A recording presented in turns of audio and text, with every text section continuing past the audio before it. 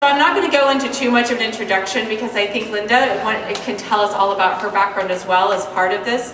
Linda has been a huge partner for us with the Stibbert Museum and this entire exhibit. We've been working with her for a very long time through Victoria and Peter, putting together all of the finishing touches on getting the collection here, getting it all set up, putting together our couriers, and making sure everything goes together smoothly. She has been a huge help in our press conference that happened yesterday, sharing everything about the exhibit, all about the history and details, as well as with our special social media opening on Wednesday, which is something brand new that we did for the very first time, inviting social media influencers from medieval times and a whole bunch of others who have great medieval followings. So we're really looking forward to a very successful exhibit, and of course, you are key to that success. You are the ones who are going to be interacting with all of our guests coming through here, helping them to create the best experience that they can, helping them to make personal connections with what they see, enlightening them in things that maybe they didn't know, or also changing their understanding of the myths they might have heard. So we're all here to learn, we're all here to learn together, and I'm sure by the end of this 3.5 months, we're all going to be semi-experts in this, and we'll look back on this as an absolutely wonderful experience. So without further ado, I'm going to introduce you to Linda Carioni. Oh, man, I didn't realize I would be also using a mic. But anyway, my name is Linda Carioni. I live in Florence, Italy. My role, as Emily was just saying, has been very much in the organization of this exhibition.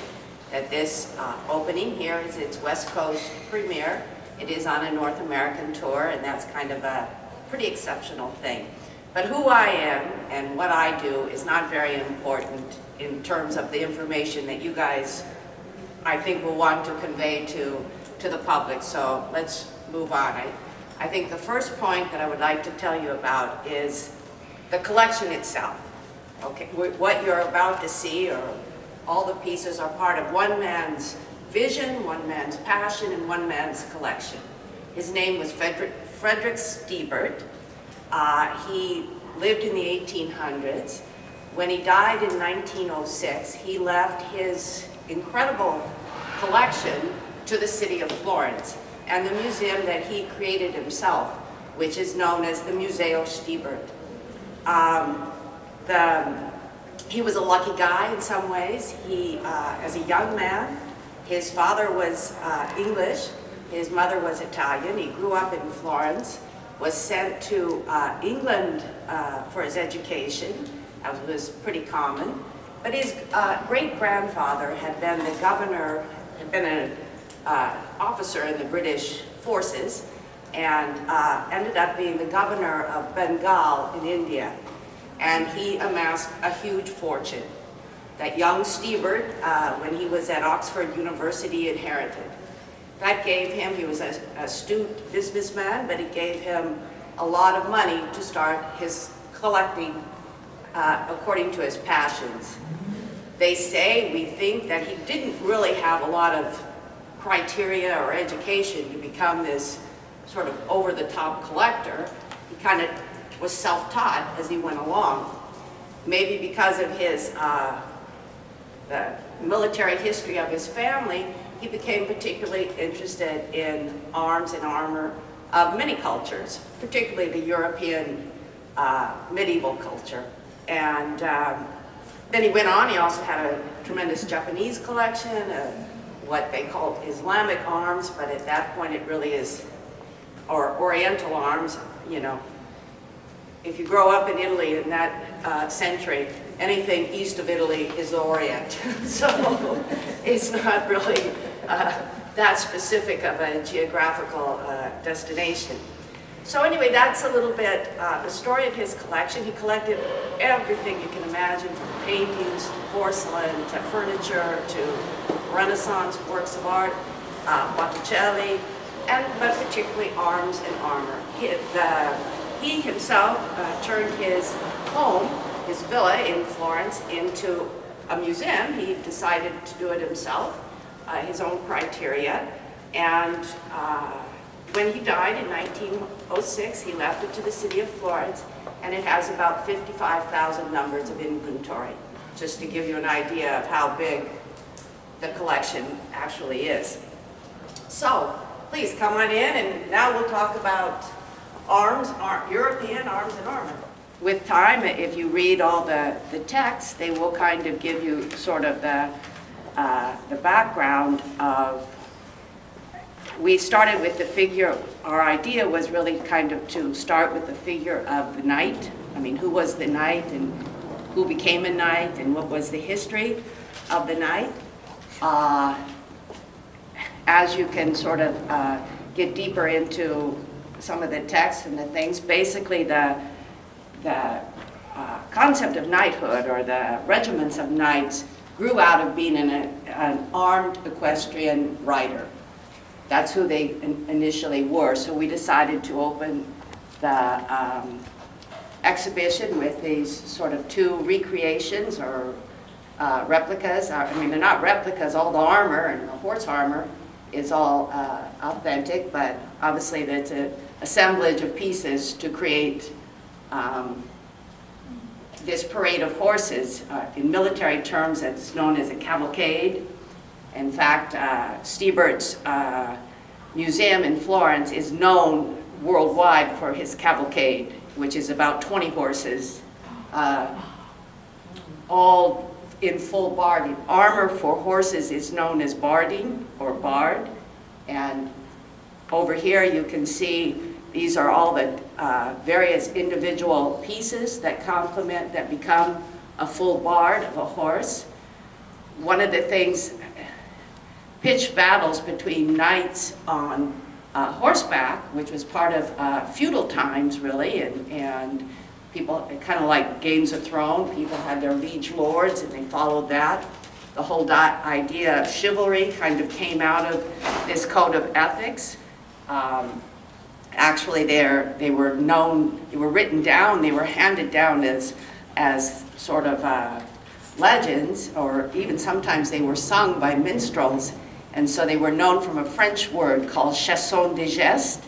And that is how even the story of King Arthur was sent down. I mean, all of these were sort of oral stories that were repeated, sung, recited.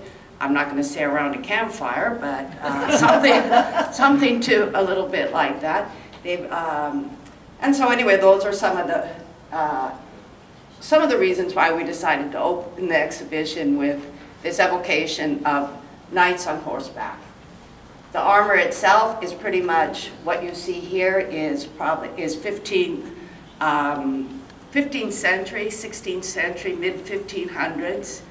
Full plate armor, as you think of like this, of knights being encased in these bodies of armor, really was something that came around about the late 1400s, early 1500s. Before that, there was a little bit more the idea of chain mail type of armor.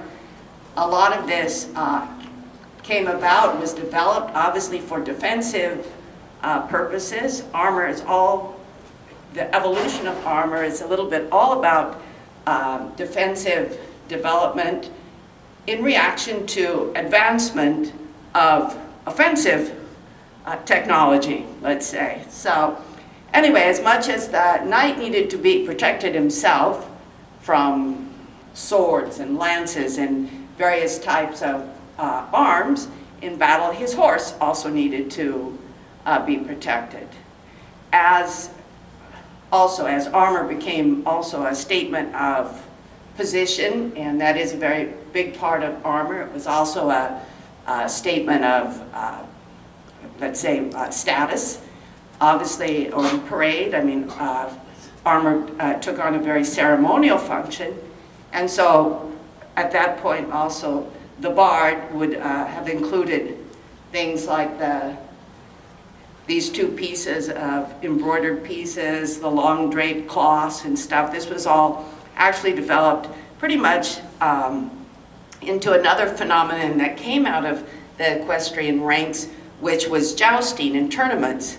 Jousting and tournaments started as military exercise And that's how they trained. I mean, to keep between actual battles, they needed a way to train. So tournament games, jousting between knights, sort of fake engagements became part of, let's say, military training. It was dangerous. A lot of people got hurt. I mean, it was not a good thing to do to your troops. I mean, then when you needed them, they were all like not in such good shape. So certain rules were imposed that sort of distinguished it and made it much safer. One was they created, this is a model, it's made much later in the 1800s, and they were a very fashionable thing to collect, as Stieber collected. But they created this wall in between the two challengers, and it was called the tilt. And at that point, the point was no longer really to kill your adversary or your challenger, but to dehorse him, to knock him off the horse. And they developed a special lance, and if you look here, if you come close, you'll see the lance has like 3 prongs on it, and that was specifically sort of developed to knock the person backwards and off the horse and not pierce his armor. If you look though, I won't move too far. This is we did open this for the media preview. This is specifically a suit of armor made for jousting. And there's certain things that, it's from the 1550s. It was a little bit later when jousting was not really so much, it was more of a tournament social event than actual war exercise type of event. But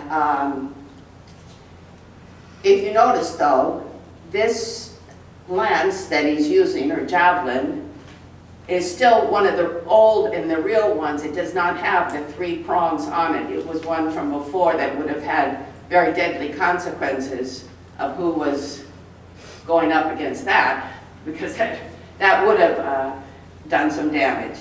The other thing that's very identifies this as a jousting piece of armor is this large sort of wing piece here. Armor for jousting was made in a way so that extra pieces could be added on to it. They were called pieces of exchange, and it made them heavier, but it also gave them more protection for certain things. Wearing that big wing thing helped protect you and also prevent you from getting dehorsed by the javelin. So there's certain elements that clearly indicate that this was a suit of armor made in the 1500s, probably for ceremonial jousting. Here we have also brought over some paintings that also sort of reflect the knights and what they were all about. This is a jousting scene that was actually commemoration of a certain kind of joust that took place in Rome.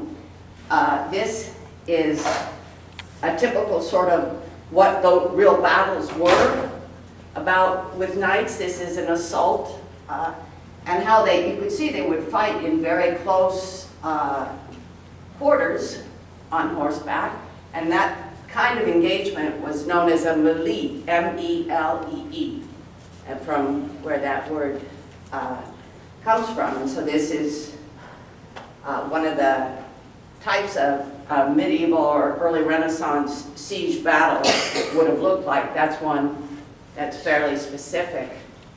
These were the kind of weapons that were used by in these kind of battles. They had a long reach. They were pretty effective against armor. It's why armor became more and more full plate armor to help protect from these kind of weapons more than swords. Swords really didn't have play, even though we think of knights as having swords, they were not a particularly effective offensive weapon.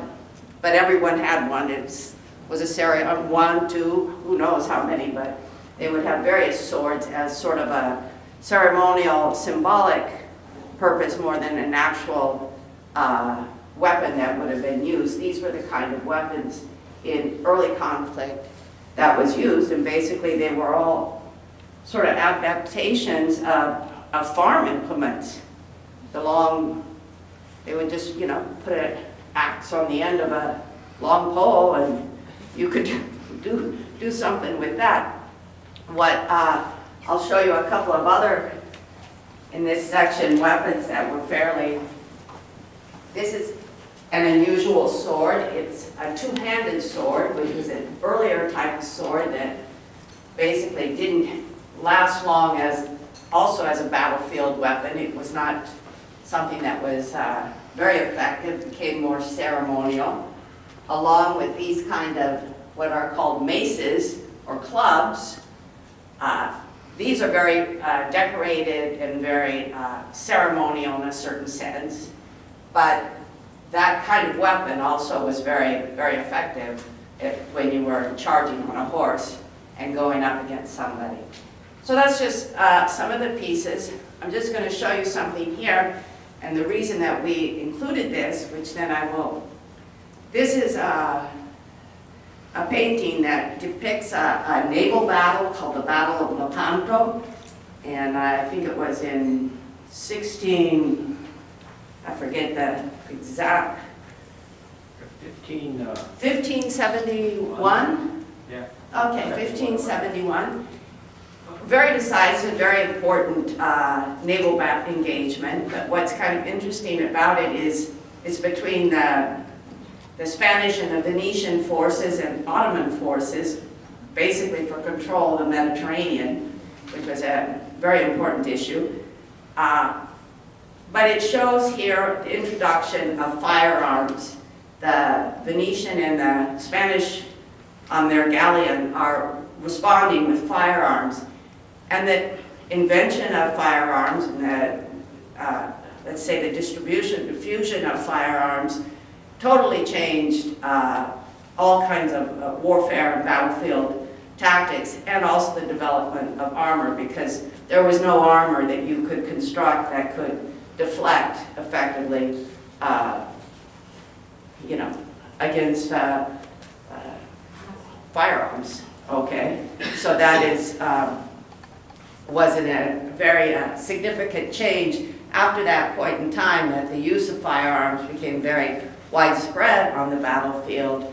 Armor became very much, had much more ceremonial and symbolic presence. Many people, I would say, whether they were military men or kings or whoever they were, they had themselves portrayed in armor, and they, to a certain extent, that you can see parallels to that today. But so these were all very illustrious European military men, and there you see also it was very symbolic in status. There is the Knights of Malta. This star here is the symbol of the Knights of Malta, one of the oldest order of knights that still actually does exist. So, and another thing that people might be interested to know, this beautiful suit of armor that you see here, this corselet, because it's not a full suit, it looks like it's made of fabric and woven or something, but it's very finely decorated. It actually does exist, and it's at the Metropolitan Museum in New York. So, and this was this gentleman's armor. Was a crossbow, is a crossbow. It was a hunting weapon, but again, representative of the type of weapon that armor had very little, was not very effective against also crossbows, firearms, and certain things. Again, part of the stage of it evolving into something that was much more ceremonial than, let's say, practical, although every guy had one in his closet. You know, you'd get out and get dressed up and, I guess, and wear that to your club. No, I'm just kidding, but anyway.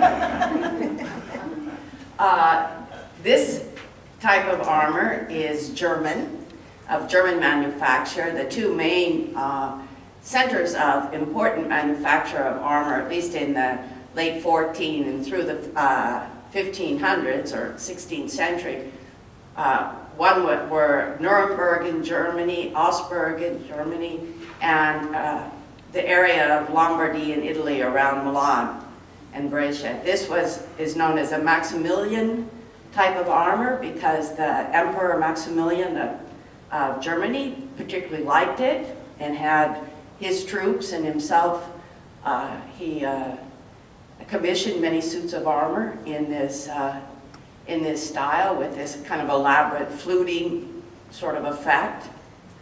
Some of the other ones here, this is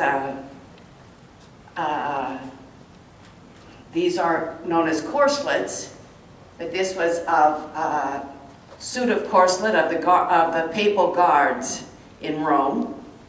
So that had a very distinctive decoration that identified them as moving around here, this armor here is also German. This was more actually of a common man's type of armor that would have been worn on the battlefield, particularly by a certain type of troop. Okay, so this was more like what an infantryman, not a sort of noble knight on his horse, would have been equipped with actually on the battlefield. This is a very highly decorated, obviously probably very much a type of parade corselet, suit of armor. One thing that, and this is sort of came from Roman times, and particularly the discovery of, I guess, the Emperor Nero's Domus Aurea in Rome, but here, this sort of, the face of in Roman times and ancient times, the face of the Medusa is very common to see in the center of a suit of armor, because according to the legend of the Medusa, whoever looked at the Medusa, that was it. So it was like warded off evil and protected the armor whoever was wearing it. So you'll see lots of times in ancient busts or statues and stuff, Roman emperors, they almost always will have a Medusa right here. And this suit of armor here, the last one here, this is pretty much, it is a suit of armor that belonged to a member of the Medici family private guard in Italy, which, when we say the Medici family in Florence, it's like, we all know who that is, but they were a dynasty that basically ruled for 300 years in Florence and Tuscany. And even the papal forces or the Medici family, they all kind of had their standing armies. So they had their guards, and lots of times the guards were part of the household or close by, but anyway, this is a suit of armor from the Medici guards. And then, if you're wondering about this case, we included the objects in this case really as a demonstration a little bit about what I was talking about earlier, the transition with firearms, and that armor and was not as effective. So here are a couple of objects that kind of represent the powder flask, the flintlock, the barrel. But what's kind of interesting, you might want to show people, is this is this corselet, this front piece of a corselet, a breastplate, you can see where it has been tested for some bullet holes. And so you can actually see the indentations of the bullets on this. And it was quite common then, when, as they were making these experiments, if you were a maker of armor and stuff, your clients would come to you and you'd say, no, that'll be good. It'll withstand, you know, a firearm or a pistol or whatever. And the client might say, well, let's just try that out. Why don't you put that on and let me give it a, so no, but anyway, it was part of a period of testing where they really tried to find a way to create armor that would have been effective against, let's say, more powerful firearms and the projectiles from them. But the result was they just got so heavy that they became impractical to wear for any practical purpose. This section here, and I'll kind of stop, and why don't you guys come in and then you can sort of walk around,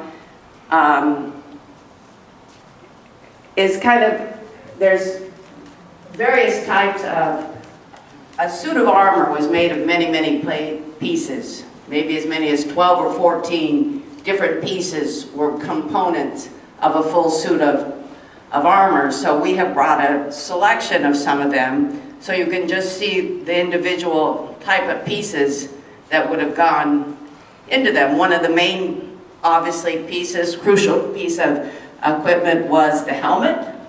There's various helmets that, from various time periods, different geographical locations, and these unusual kind of full-faced helmets with this brim and these eyes came from the guards of the Savoy family in Milan. These were mostly French. This was a tournament type of helmet made for, to a certain extent, as tournaments evolved and certain technology involved, the idea of a closed helm, one that came completely over the head with a visor that opened, was a very significant development in terms of protection. And one of the, I just want to show you one thing. I hate to keep moving around, but this helmet is kind of interesting. And you might want to show people also, you see that very ridge below the slits for the eye. I mean, first of all, can you imagine wearing these things?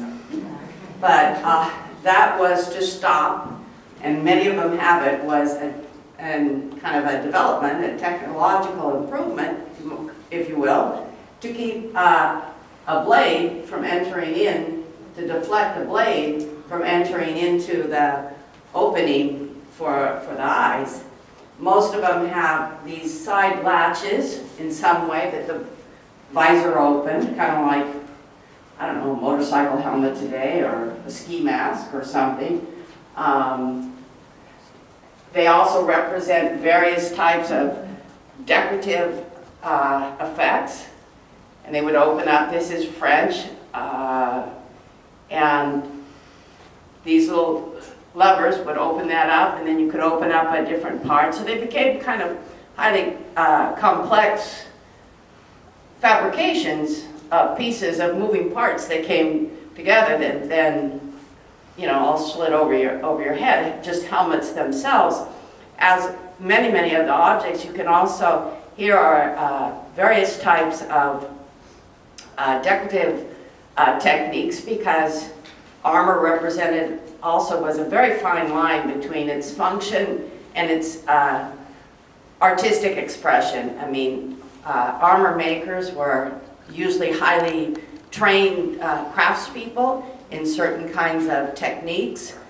Most of the engraving was done by a chemical process known as aquaforte, and a lot of them have themes that have actually nothing to do with what you would think the purpose of armor is about, to, in some cases, actually completely different.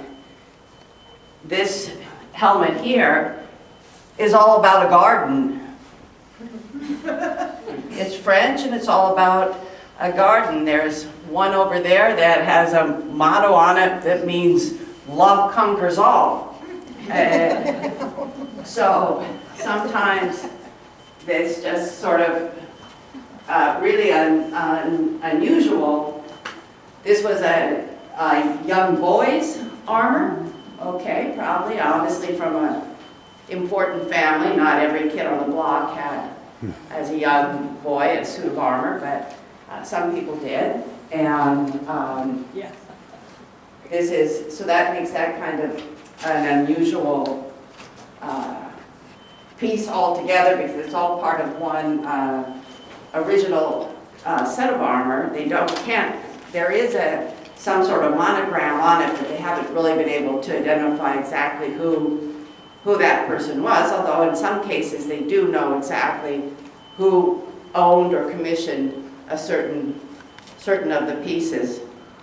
And some, again, there's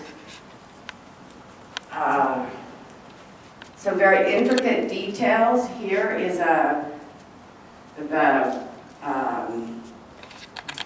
story of Roman antiquity on here. Here, if you look closely, you can see there's a liege lord, and obviously a little bit later, a reference to Christ. So different schools of decoration and different themes. And I mean, most of the labels will tell you a little bit. If you get more familiar with the stuff, they'll tell you a little bit more about that individual piece. I don't think that today we want to look at each one, but one of my favorites I'd like to point out. We'll talk about some leggings. Okay, I mean, so this is a particular type of combination of many themes, but they have like a knighted figure on horseback, here on the thigh piece, lions, I mean all kinds of incredible detail into these two pieces of armor, which were known as greaves. So various pieces. This went around your elbow. This, again, the glove, the gauntlet, and this would have been one of those pieces that was added on to a piece of armor for jousting for sport. So,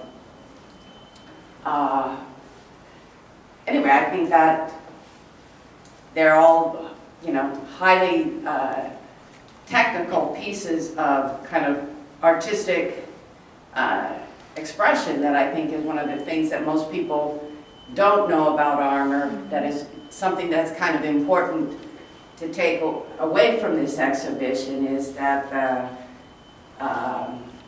it truly was an art form that kind of has been lost, as at least particularly in this kind of, in the 1500s, I would say, in 1600s, when they weren't, again, particularly effective for what you might have think that their original design was, yet they were highly expressive of, even on a national level, or at that point I guess you'd say more of a kingdom or something, expression of status and power and artistic achievement.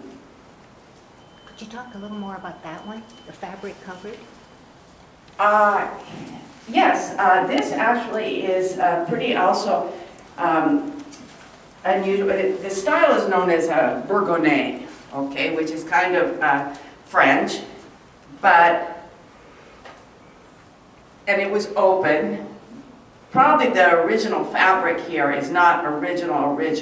This was something that Stiebert restored himself, okay? But it was a fairly common, everyday man's type of helmet on the battlefield, as opposed to something that just would have been like that French one that would have probably been completely ceremonial. This was really something a little bit that was more functional and used by certain kind of troops, actually, much more common. I'm kind of, this is you'll see several pieces throughout here that are from this German type of soldier called Landsknecht, okay, which were German, I guess they were kind of a mercenary force, but they were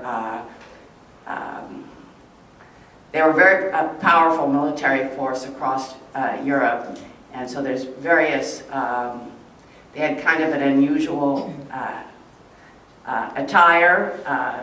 One of the suits of armors was pretty. The one I said was the one that was kind of used more on a battlefield, probably from a Landsknecht type of, this type of helmet. And there's also this breastplate here, kind of shows their type of armor, a similar type of headgear, and a type of pole arm that they were known to have used. So they were a pretty significant, they say mercenary, but that means basically I've never really understood exactly why. At that time, Europe was all kind of considered ruled by a German emperor. But anyway, that's, you know, they were part of the military forces of the German Empire that came out of Charlemagne and the Holy Roman Empire. So, but they were in the service of various kings and rulers, I think, across Europe. So, I'm not really a total expert on all this, you know, the history of all this period in European history. So, please, I mean, if you find that something I'm saying is not exactly correctly right, that could be. Okay, I kind of am familiar with these pieces, but I'm not a historian, so okay. Can I ask a question? It seemed like early on, maybe the main knight or the person you were following had his suit of very nice armor. Other people just had maybe certain pieces. How did you know who was on your side once a battle started? Because you didn't have uniforms, so to speak. So her question was, how do you know who's on which side when you're in battle because the armor is looking so similar? Or one person has a certain beautiful suit of armor, but another person just has maybe a few pieces or something like that, because they didn't really have armies, it didn't seem, or did they? Maybe they did. Well, they did. I mean, they did have armies, and the armies would have been composed, I think, of various. They would have had an equestrian element, and then they would have had infantry, and how they were armed, or both as the weapons they employed or what they had as protection would have been fairly different. I don't really know the answer to your question, to tell you the truth. How they knew who was, I guess, what direction you were facing might have been a big clue. You're on this side or you're on that side. I mean, you know. So here, what we've kind of done, we brought a sampling of various types of swords. I mean, most people think of knights. And swords were a very important part of the whole culture. They were various reasons. They were used in battle. They were used initially in battle. They were used ceremonial. They were used in hunting. Okay, a lot of these troops, and you know, whether they were actually troops or what they were doing, they foraged to, and so hunting was also a big part of. And then there was dueling. So some of these swords represent all those kind of various functions and the development of technology in swords. At that time, here we have 3 blades, okay, and each one represents one of the major areas known for making the best blades. Okay, one place, which I may have to get my glasses here one is Spain, for sure. There were several sword makers in Spain. Obviously,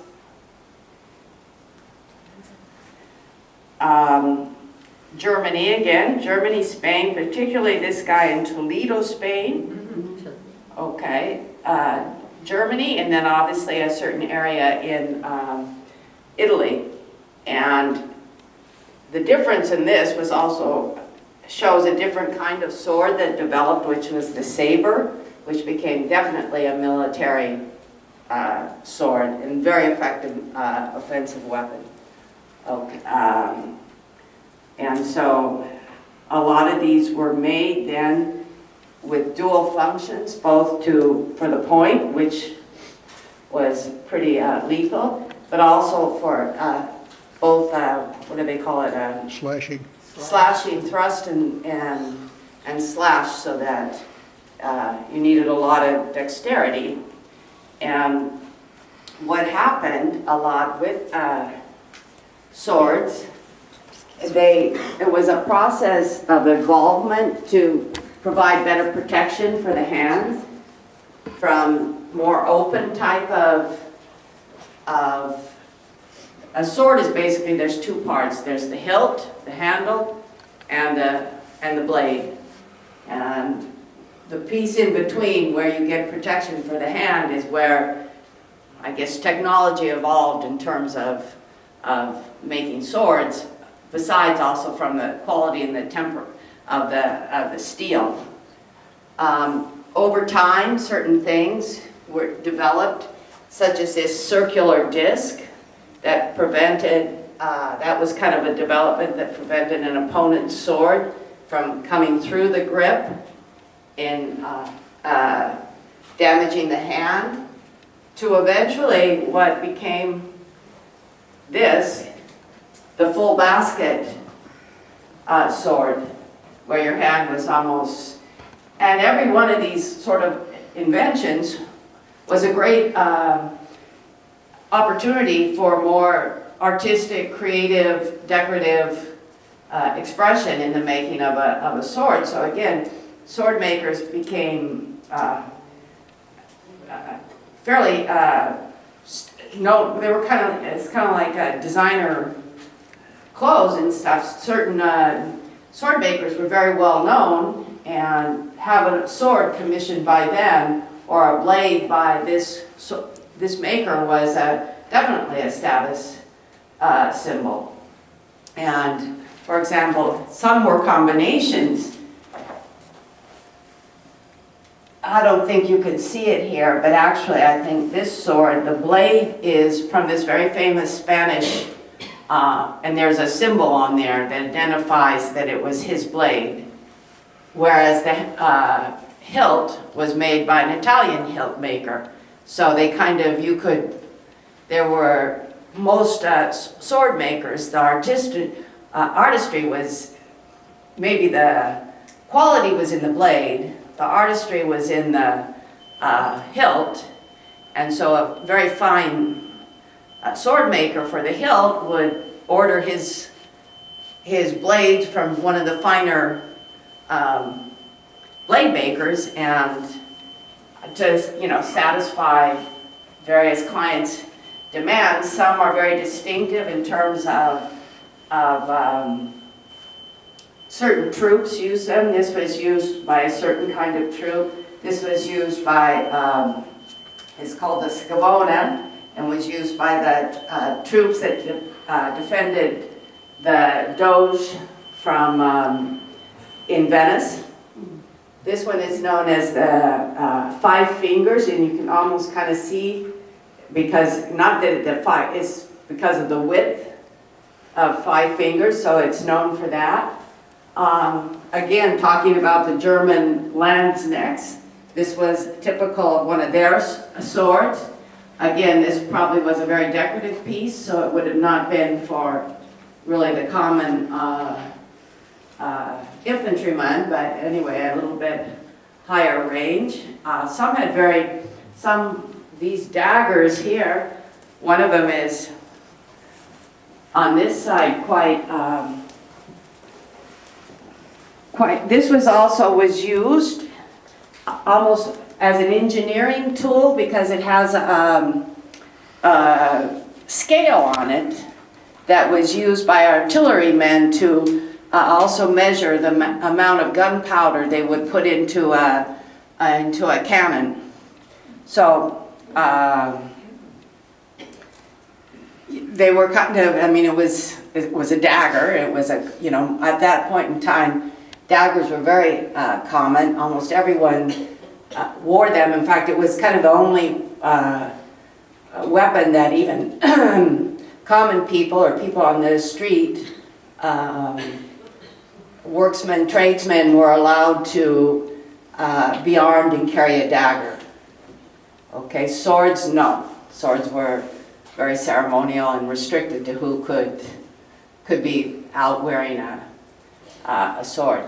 But, and usually, I mean, it was a pretty, I don't know, I mean, many European countries tried to kind of outlaw dueling at certain times, but that, it really was public opinion that, I mean, then dueling moved into being done with pistols as well, originally by swords, but it was more public opinion rather than any sort of laws that ever changed that custom. And at a certain point in time with that, up until I would say even the mid, or at least the beginning of the 1800s, any gentleman who went out in the evening wore a sword. His dress attire included a dress sword, and that when that item kind of disappeared from the, let's say from the gentleman's wardrobe, it kind of was a real turning point in the kind of the end of this chivalrous idea of knights and swords and all that stuff. There are still some orders of knights that exist, the Knights of Malta, I forget a couple of others, but you know, for the most part, it's kind of gone into being a romanticized expression of another time and another sort of another era, I guess. In fact, during the lifetime of Frederick Siebert, that whole sort of romantic revival of knights and their culture was very much a part of his education, his thinking, his beliefs, his passions. And it was quite common across Europe. It was known as the Romantic Revival. They had some new techniques to replicate old and glorify old battles. This was a new type of galvanized steel that they could make more quickly, make more elaborately than the old aquaforte type of engraving. So this is, again, an old style of blade remade in the 1800s. You have to kind of think of these guys that in the 1800s, Frederick Siebert himself commissioned suits of armor for himself. They were kind of reenactors. They would get dressed up in their armor and relive this time that they thought was more chivalrous, more heroic, with more values than the time that they were living in, which was really sort of I would say the momentum of the Industrial Revolution was just taking over European society and changing many things. In some ways, obviously, with many positive benefits, but it's not that everybody who was living at that time saw the Industrial Revolution as progress. Some of them thought it was, you know, a lot was getting lost behind. And so there was a big interest in a kind of a romantic revival to pastimes and somehow that were more glorious, more chivalrous, and all the knights and King Arthur and all that stuff was all part of these legends. That was part of that thinking. And then I would say, from my own point of view, I would say some of that is still pervades our common culture today, you know. And so anyway, these I just wanted are examples of that. You can see how they're kind of elaborate romanticizations of shields. One of these helmets, actually, I believe,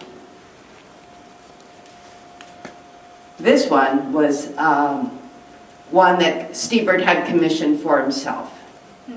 Okay, from a very famous house in Paris that was known for recreating these suits of armor for clients who came in and ordered them custom made for them. And at the Stiebert, they have several full suits of armor that belong to Stiebert. Then there's one last, in fact, if you want to take a look here, you will see Frederick Stiebert in a suit of armor. This is really about him. This kind of is a summary of what I was saying in the beginning. Obviously up there, when I was talking about his cavalcade of horses, that is part of the Stiebert. This is an outside view of the villa, and that's part of his cavalcade of horses, which we started the exhibition with that, sort of tried to re-invoke that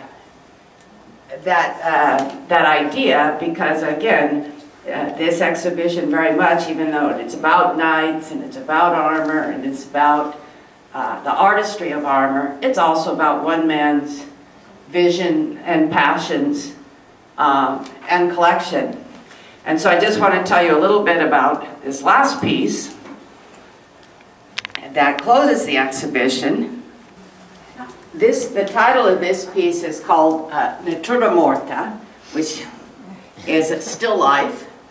It's a genre art form, but this is this is a recreation of assembly that Stiebert created himself in the museum at one point, specifically kind of to be photographed and to express. This was later in his life, and this is kind of to express his idea that of the glorious past. In fact, the name of it is really that. And that life is transit, and that life was more noble in another time. And what everyone is very interested to know, if you take a look at the sword, this is known as the sword of justice, and there's no point on it. It's an executioner's sword, and there's an engraving on it. If you've lived well, you have nothing to be afraid of, more or less. But that exactly, if you know, no, it's a different kind of point. It was not, that style of sword is known as a sword of justice, and that was a very conscious expression on the part of Frederick Stiebert of his philosophy, a little bit of life, and his vision about his collection and his museum. And we're all very lucky that in 1906, when he passed away, he left it to the city of Florence, where it is, you can visit it today. So anyway, if anyone has any questions, I hope I've been able to, as I said, I was part of the organization. It's not really my field of study. I've learned a lot about the pieces just by being part of the bringing the exhibition together, but I am not an expert either in arms and armor or an historian of the period. But anyway, I hope I've been able to give you some sort of an overview of what it's all about. I have a quick question. You mentioned how there were improvements and modifications in the armor and the helmets. Did those suggestions for improvement come from the knights, when they were getting it commissioned to be made for them? Or were these the makers of the armor Well, I think retooling things? a lot of it's like necessity is the mother of invention. You know, as certain weapons became more effective, some of those long pole arms, you know, when knights were just wearing chainmail, they didn't have a lot of protection from those kind of pikes and those kind of weapons. So the full plate of, and also, you know, the advancement in technology, the ability to be able to forge steel plate played a big part also in being able to create full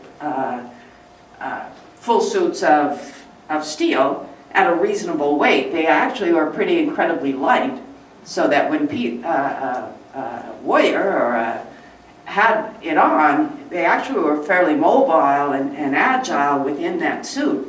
There's a lot of joints when you think about it.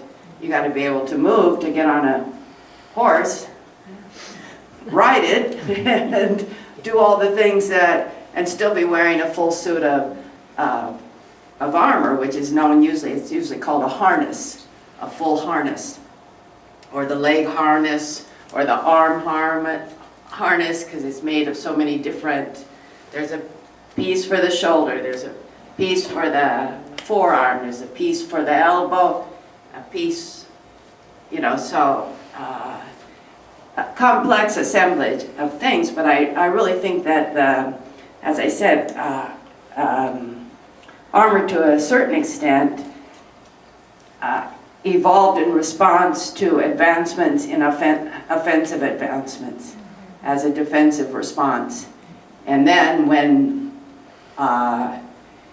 it became not particularly effective as defense, it became very much ceremonial, symbolic, and a great opportunity for these really fine craftsmen working with steel plate and various artistic processes to decorate and convey these sort of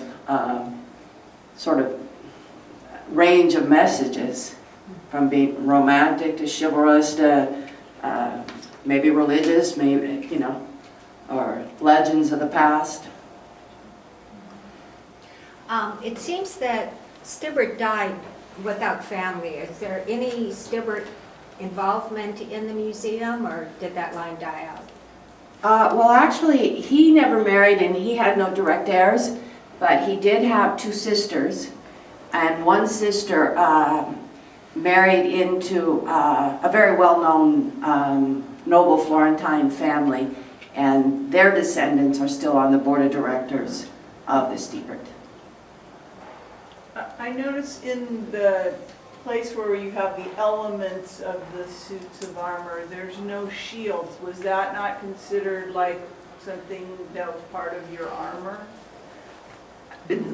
Actually, no, I don't think that shields played a big part at that point in time in terms of suits of armor. And where shields were used in for jousting, and there is a shield that's on display that was used very much in that game of the tilt, where you would charge someone and you would have a shield as a defensive thing. But I don't really think that I know of that much, at least in terms of being there. Again, I think shields to a certain extent after the Roman Empire were a little bit, or the Roman times, they were a little bit more ceremonial than actually used in terms of equestrian knights. And the word knight sort of implies an equestrian function. I mean, that's where their origins really were. When two battles come together to have two armies come together to have a battle, what percentage of the army would be dressed in armor? Like only a few, or was the whole army? Like, how, do you know that? Like, Well, I would. You know, armies probably in those kind of siege battles, they probably weren't as large as some of us are thinking they might be, like when we think of, you know, the 5th Division of the Panzers or something, you know. I don't really know the answer to that, but I mean, obviously it was a hierarchy that, you know, the higher you were, the more armor. I mean, the knights themselves were a fairly elitist group and probably a small proportion of actual battlefield troops. I think that's somewhat been true historically, even in other cultures, that most of, you know, the actual troops were probably infantry and probably less protected, had less armor, and they probably didn't have full suits of. So yeah, I would say probably that, you know, a lot of the infantry were much more at risk than, and they probably only had at most half corselet and helmet and not as much protection, not the full plate. I mean, I don't think so. I think they had much more of a corselet type of armor at the most. Were they fighting for the Pope? Were they fighting for a king? Were they fighting for their feudal lord, or all of the above? All of the above. Okay. After the breakup of the Roman Empire, first of all, the Franks sort of were the most bellicose people, and they were like a French Germanic tribe, of which Charlemagne became the, I guess, first kind of European emperor, and I think this was probably 800s, 900, I mean,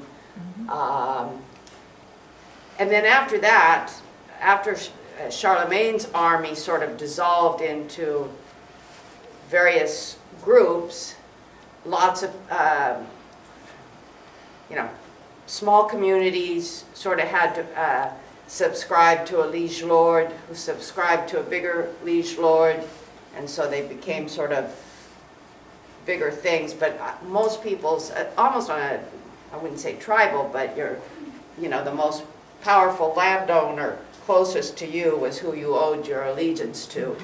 And then he would owe, and ultimately then to kings, but the national monarchies that we think of, like Spain or France, were something that pretty much, you know, came out of in the late medieval. It was sort of the consolidation of those things. I mean, Italy never really, it was always just a city, a small city-states conflicting with each other. And then there was Spain, there was France, and then obviously the Pope, and which is a lot different than it was today. I mean, the papal forces were a huge standing army and something to be contended with. And the rest of Italy was small, independent sort of city-states, the longest lasting being Venice, that lasted until, as an independent republic, really until, I believe, well, until the time of Napoleon. So, but France and England, Germany had already become more conglomerates of with standing armies. So, Kathy had a question that was an answer to Mary Lee's question. The shields were used by the infantrymen for protection in the field, largely, and so the greatest number of troops were infantry, and their number one source of protection were large shields, as they were even back in Roman times. yeah, I know in the Roman times particularly, they would come up and they'd close themselves off with it. Right. Yeah, they continued to do so. And they also still wore combinations of chainmail and thick leather also. Right, okay. Sure, that's probably absolutely the situation. The other thing I know that I read is the part of the army that did use crossbows, the archers, they almost all had a companion. They were like a team. And they had someone who was with them who had a specific name, which now I can't remember, but who carried a shield to protect the archer as he got himself into place and took his shot. Otherwise, in the process of doing that, he was terribly exposed. So he had somebody who just was with him and placed the shield, and he'd take his shot, and then they'd move on, I guess. So. Well, I want to thank Linda for coming in.